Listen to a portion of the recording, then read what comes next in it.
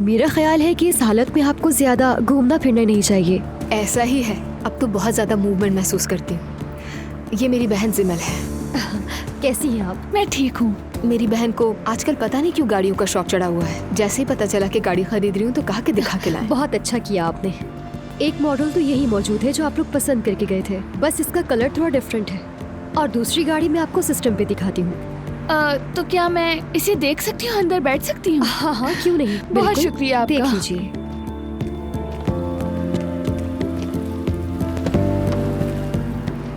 वैसे आप ठीक तो है ना?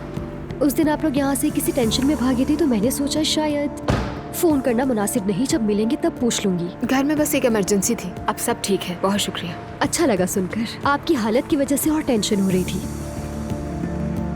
जब तक आपकी बहन गाड़ी देख रही है मैं आपके लिए कुछ मंगवा देती हूँ। इस तरह खड़े रहना ठीक नहीं है। जरूर। आ जाए इस तरफ। जिमल परेशान मत होना, मैं यही हूँ। ठीक है आपा, मैं देख कर आती हूँ। आप शायद स्टूडेंट भी हैं, है ना? बिल्कुल, डेंटिस्ट बनने वाली हूँ मैं। सच बताऊं तो ये काबिले रश्क बात है। पढ़ाई भी, शादी भी, बच्चा भी, सब कुछ एक साथ। आपको बहुत मुबारक हो। बहुत शुक्रिया आपका। तो क्या मंगवाऊं आपके लिए? हर्बल टी मिल जाए तो अच्छी बात है। ठीक है।